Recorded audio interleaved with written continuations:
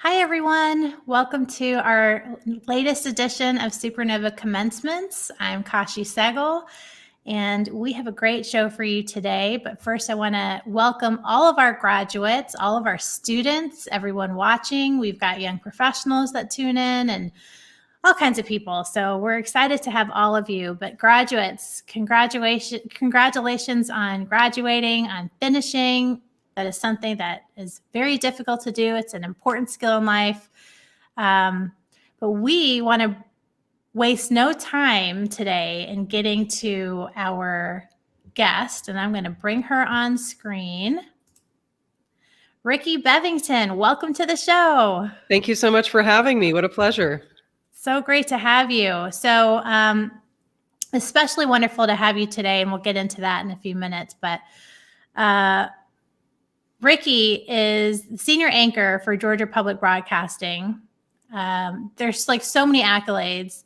2-time Emmy Award winner, Marshall Scholar or Marshall Fellow, so many different things. And, she's very busy today because today is a special day in Atlanta.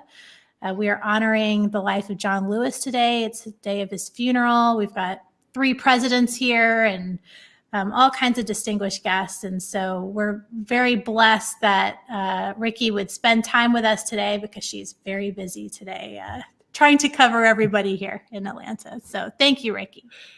Thank you for having me, Kashi. It's a real pleasure. A very, very special day indeed. Yeah. So let's jump right in. Rickey, tell us where you went to school, please. I went to Barnard College at Columbia University. And I'll also give a shout out for my high school, the Putney School in Putney, Vermont. So I went from a dairy farm in southern Vermont to the greatest city on earth to many, New York City. So quite a contrast. That is quite a contrast. Were you just trying to, escape into city life? Was that the thought? I think I was pretty done with really cold rural farm life. I mean, I lived in a cabin with no heat or no electricity. I was going to say that's rough. Heating. Yeah, we did have no water. We had a wood stove, so I was definitely ready for the high class life of a high rise dorm in Manhattan. Who was your graduation speaker? My graduation speaker was Bernice Johnston Reagan, and everybody can quickly Google Sweet Honey in the Rock, one of the most amazing all-female a cappella African-American musical groups of the 20th century, still going with much younger members. She founded Sweet Honey in the Rock in 1973, I believe in Washington, D.C., actually. And these women have been singing for decades, and a lot of them are spirituals, God's music, as they say, but really, really incredible. So she has so today, on the day when John Lewis is being remembered in Atlanta, I have no doubt that John Lewis enjoyed the music of Sweet Honey in the Rock. That's lovely. I'm definitely going to look them up. Can you tell us a little bit about your story and how you got from Vermont to Atlanta and you became this amazing world-renowned, internationally renowned journalist? Well, I think that I would say the formula is pretty simple.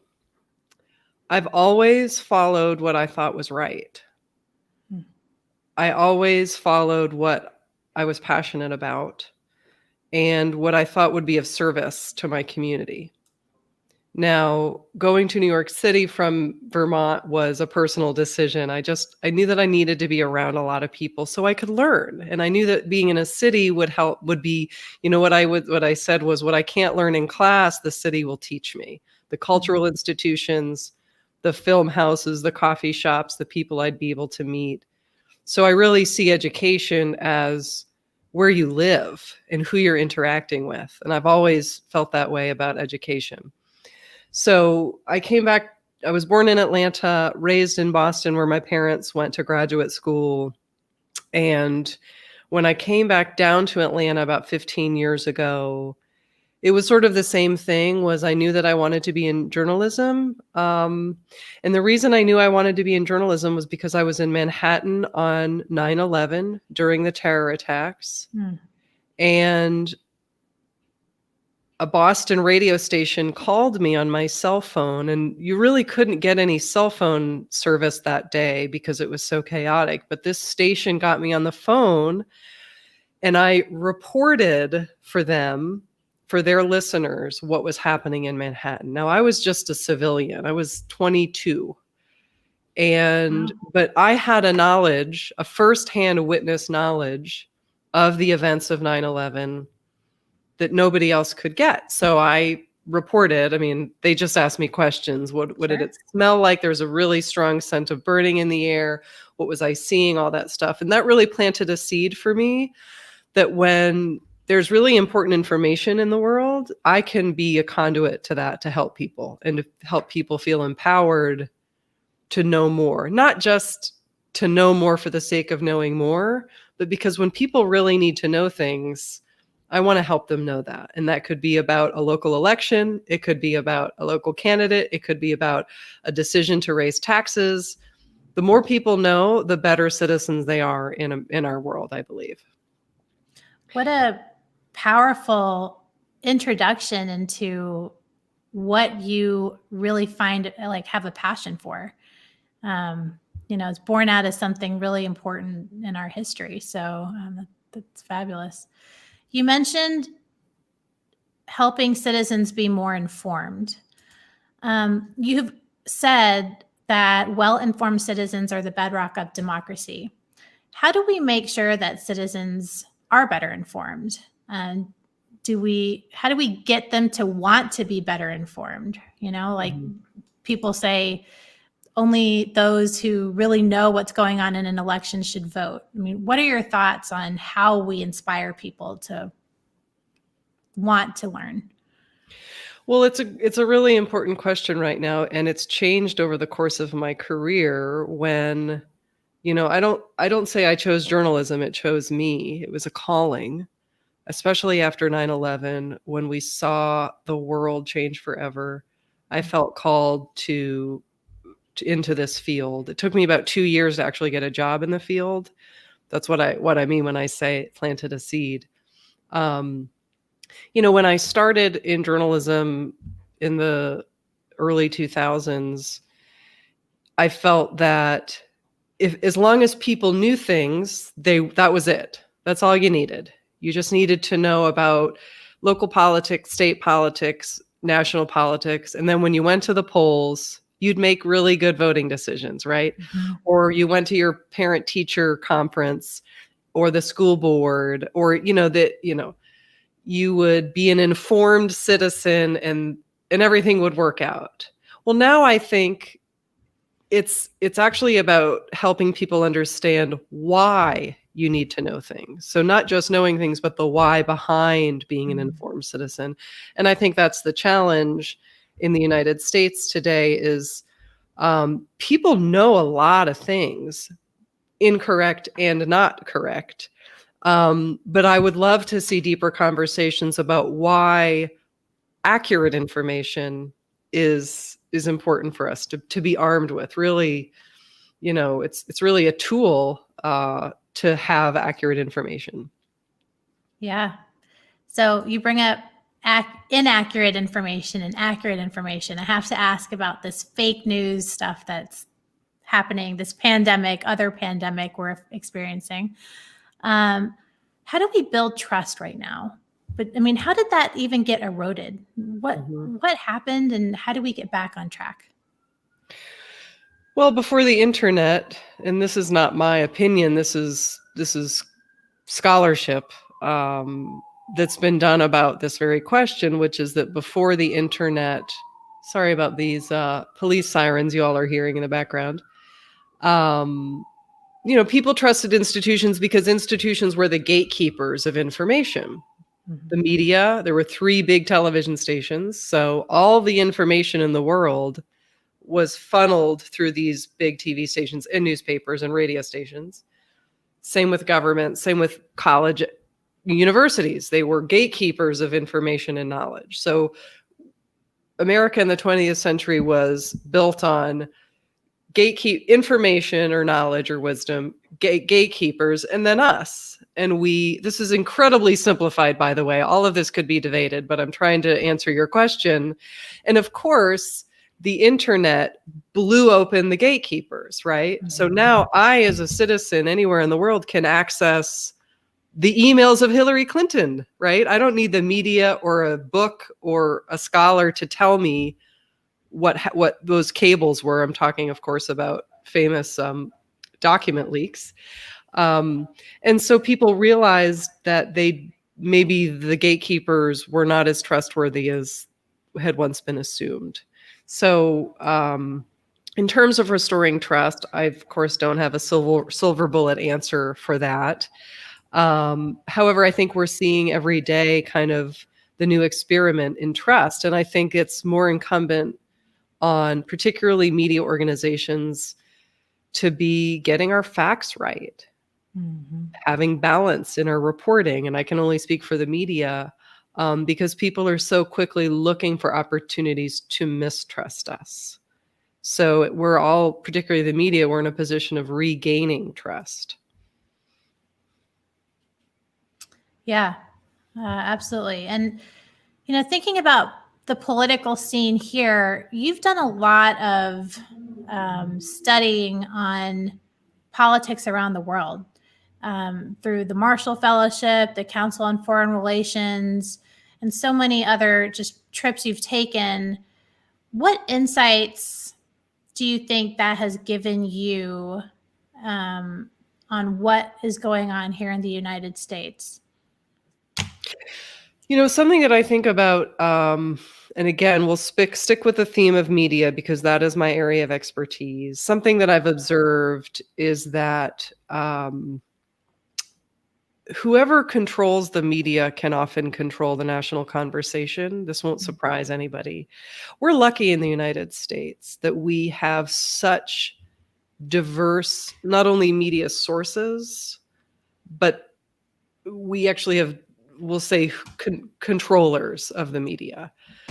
Now, you could say, actually, media ownership is incredibly consolidated right now. If you look at who owns, Disney owns everything, or, Kraft owns everything, or, right. Sinclair is a company that owns about 40% of the local TV news eyeballs in the United States. So whatever Sinclair wants to do, 40% of viewers are going to see whatever Sinclair is going to do. You all can look this up. This is a recent thing the last week anyway, I won't get into it, but yeah, that's a whole other can of worms. A whole other can of worms, a different commencement event. Yeah. But in countries, in different, we'll say not in the United States, often media is controlled by one political party or two political parties. So it's kind of either or.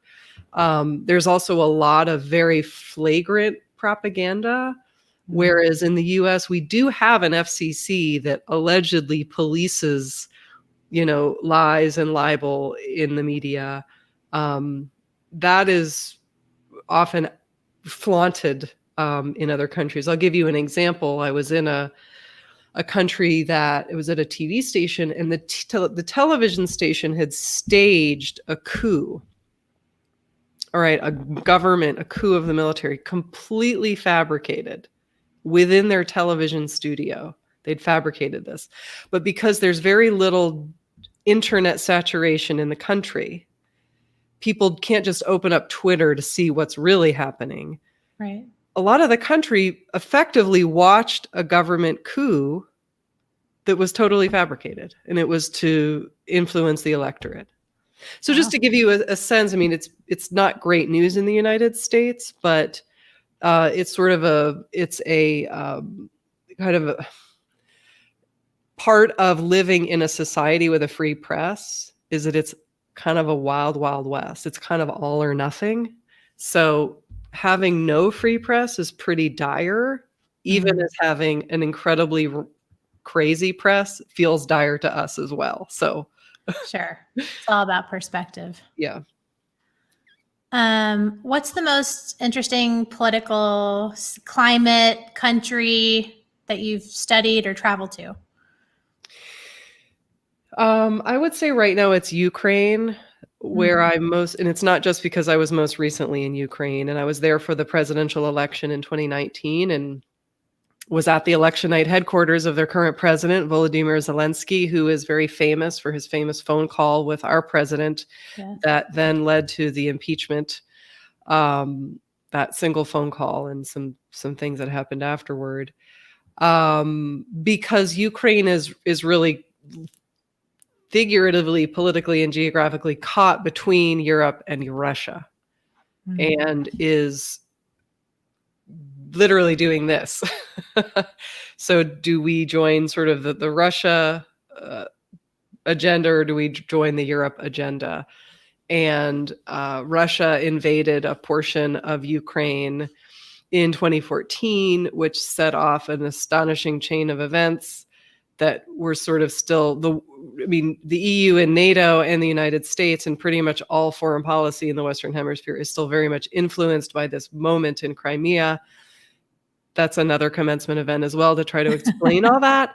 Right. But the dynamic between the West and Russia is very much playing out on the ground in Ukraine today. Yeah, absolutely. You have really been in and around all the news stories, all the big ones. You know, that's what a journalist does. She sort of gets her hands a little bit dirty with a lot of different little things. But that's right. Absolutely. If any of your guests are thinking of being a journalist, when you're naturally drawn to run to the fire or to the scandal, or, that's probably a good sign that it might be a career for you. That not to get clicks or to sort of amplify scandal. It's that you want to know. You're endlessly curious. Yeah. That's such a valuable skill in life, is that constant learning, that always education struggle to read more, learn more, talk to more people. That's what you're talking about. So you were recently selected as a young leader for the French American Foundation. Why are programs like that? First of all, congratulations. Why are programs like that so important? What should young people today take from an experience like that? Should they be getting involved in exchange programs, and how do they even do that? Yeah, and I can't overstate the importance of international bridge building. Mm. We here in Georgia, a lot of Georgians don't understand each other, right? We don't need to understand each other's politics, each other's cultures, each other's religions, each other's values, right? So think of how hard it is for even people who are allegedly neighbors to understand each other. But at the end of the day, it's the same with somebody halfway around the world. We're all sharing a planet. We're all sharing a nuclearized planet. Mm-hmm. We're all sharing a global economy. We're all sharing a global climate. At the end of the day, we need to understand people half a world away as well as we do our neighbors.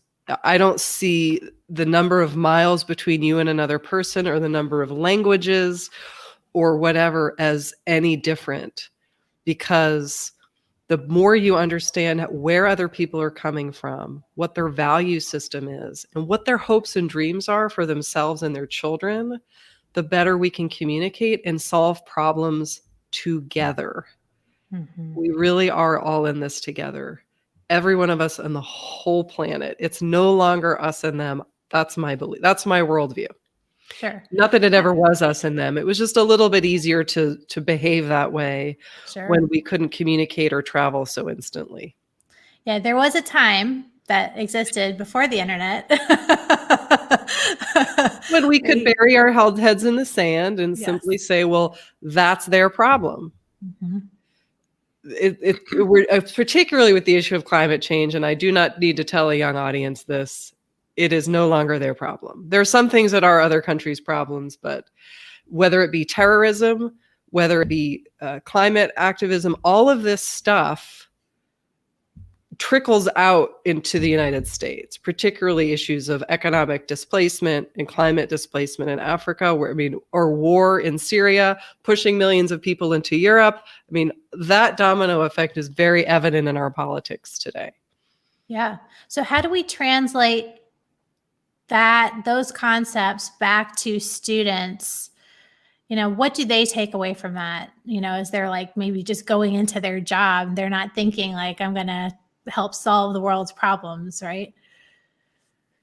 Yeah, and none of us can solve the world's problems, but we can have great influence and positive impact in our spheres of influence. I think right now, particularly you can just take the two examples that Americans are living through at this moment, the pandemic and we'll call it social awakening or racial awakening of Black Lives Matter conversations. Regardless of where you are politically or philosophically on either of those two issues, the actions that you take today are going to impact your immediate community and therefore your larger community. So your choice to wear a mask in the elevator today literally impacts the spread of a virus, or your choice to, say, flag in an executive board meeting, maybe diversity training for your company because you are in a position of power inside a big corporate Fortune 100 in Atlanta, you can have a sphere of influence. So I would say the exciting thing about being empowered right now as a young person is that no matter where you are, you have people that you can have conversations with. And that's the first step toward changing the world, is having conversations with your immediate peer group. Yeah. It's communication. Yeah. Okay. So we have some student questions coming in, Rickey, and let's get to them. Rose would like to know what was the one decision you made that had the most impact on your life? Oh, post-graduation? She didn't specify. She didn't specify. It's funny. I would say, that's a great question, Rose. Darn, you're good. The future we can come back to it. Right. It's actually a decision that I didn't make, which is that I opted not to join the Peace Corps when I was 23. I think that really would have changed the trajectory of my life. Now, I may have circled back to journalism at some point later, but I saw my 20s as a period of kind of continued education. And I think back to how different my life would be if I had joined the Peace Corps. I am extremely proud of everything I've done since I was 23 years old, but it's often opportunities that we don't take that can also kind of your life. Again, no regrets at all. But I think that was an important decision I made. And since I'm talking to young people, I'm going to tell you, I know this is public, but I made that decision for a boy. And I know that nobody wants to hear this. That is real life. This is real. This is real life right now. Yes. And making decisions when I was 23 for a guy, mattered. Hey, emotions, heart, all that comes into play in decision making. So, that's real world. That's real life. So probably more than you wanted to know, Rose. But I think, I support women no matter what they want to do. But I think it's important that women and men have conversations about how your personal life and your romantic life and your family life really do enter into every professional career decision. And it's okay to embrace that and not be ashamed of that. That's all part of the picture. And that's why I bring it up. We're complete human beings. We're not automatons who pursue a career. That's not how the world works. Right. It's messy. And the more we can embrace our messiness and have messy conversations and admit that emotions are very, very powerful in a lot of our decision making, I think the healthier, more integrated our lives will be. Yeah, I'm so happy you said that, because I think not enough people talk about that messy factor. It's not compartmentalized perfectly. I mean, we all try, right? But it does blend, and that's okay. Yeah, and it's okay to say that there's a lot more factors than just career advancement that go into our life decisions, and we need to really honor that. It could be faith, it could be philosophy, it could be your love life, your children, whatever it is. It all is part of the conversation, and I think it's really important that we value that. I could have been told that in my early 20s, that it's okay, been given permission to include all of that in my decision making. Yeah. Yeah, permission, giving yourself permission and giving yourself a break is a good thing. Lori would like to know, what is your advice on not letting what others think of you get to you?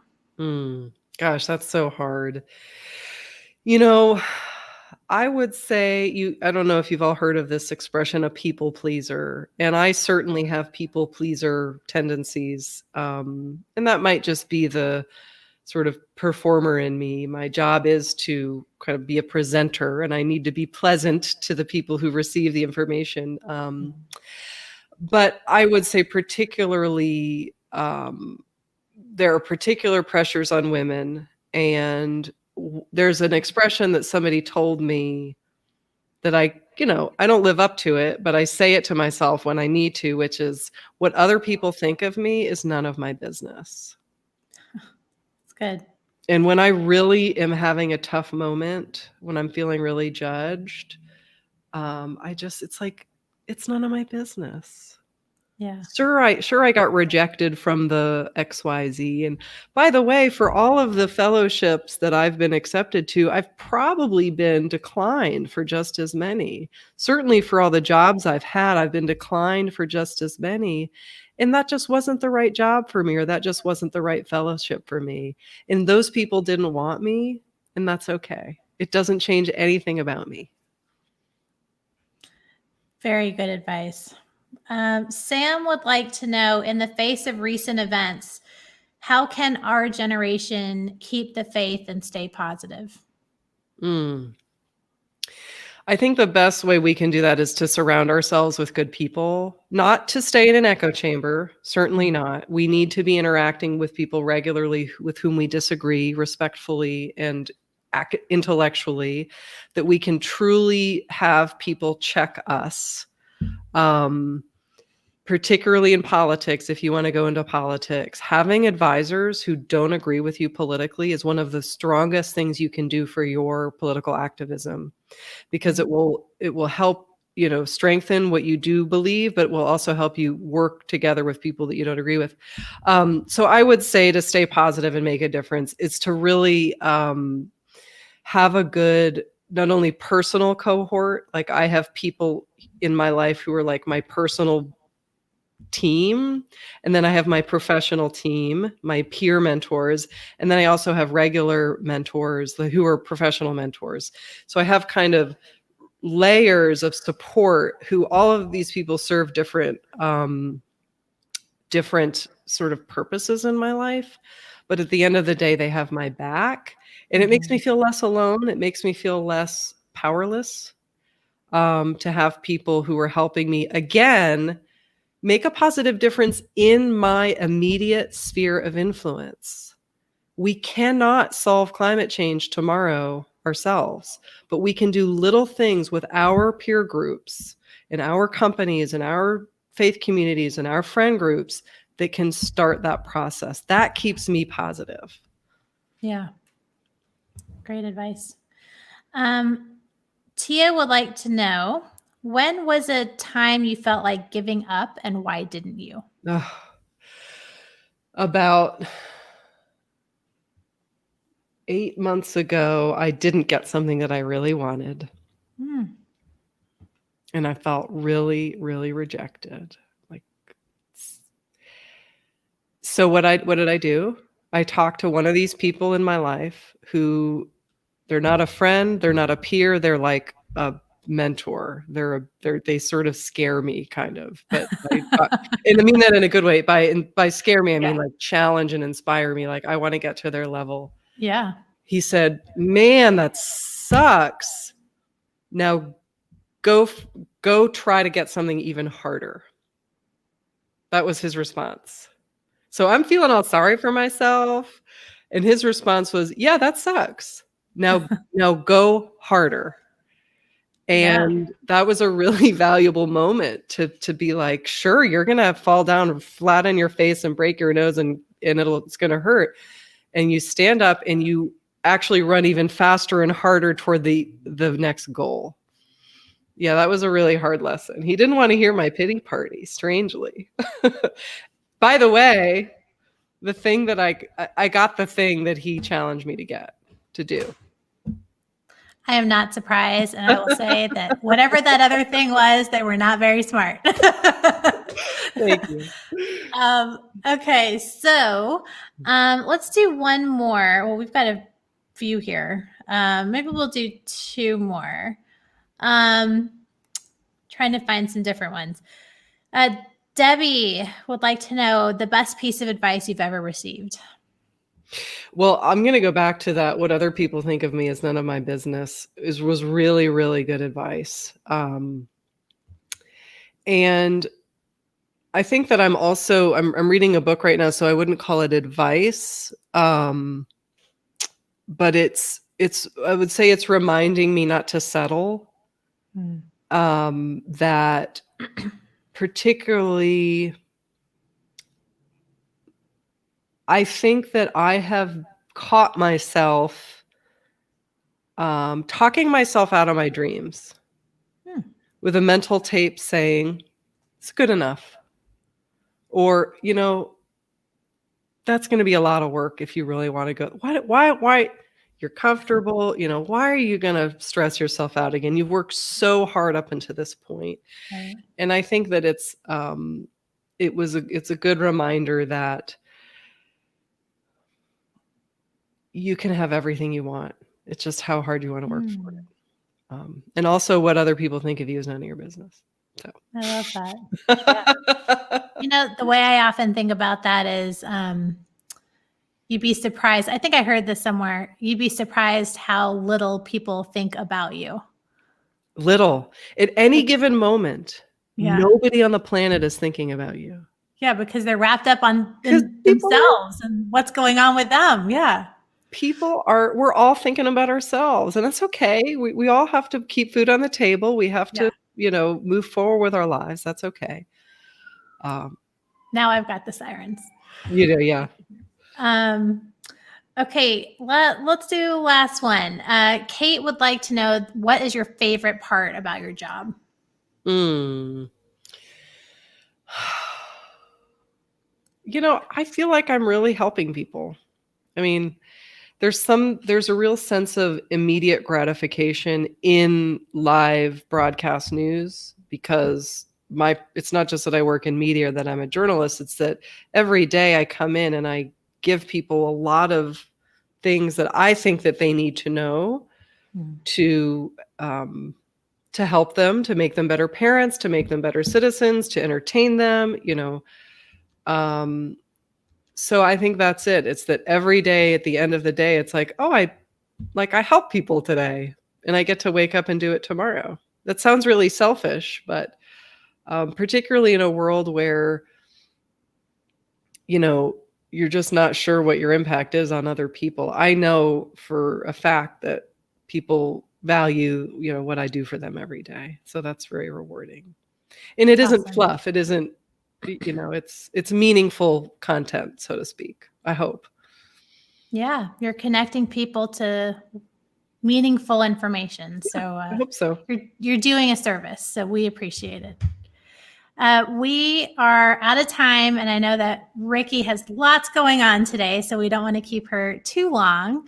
But we really appreciate you being here with us today and answering our students' questions and my questions, and appreciate you sharing your experience with us. Likewise, it's been a wonderful opportunity. Thank you so much, Kashi, for the invitation. Sure. What a pleasure. Sure. And graduates, we are proud of you. Please share with us what you have going on. We're excited for you. You can find all of our speakers and everything coming up on our social media pages. So just search SuperNova Commencements everywhere. And this week, I want to leave you with not my words, but I think the words of John Lewis is probably a better idea. So he wrote something really powerful that got published today, and it's advice to all of us, especially to you young people out there. So I'm going to try to read this without faltering. But he says, I urge you to answer the highest calling of your heart and stand up for what you truly believe. Walk with the wind, brothers and sisters, and let the spirit of peace and the power of everlasting love be your guide. I think we can all remember that. We'll be in a better place. See everyone next week.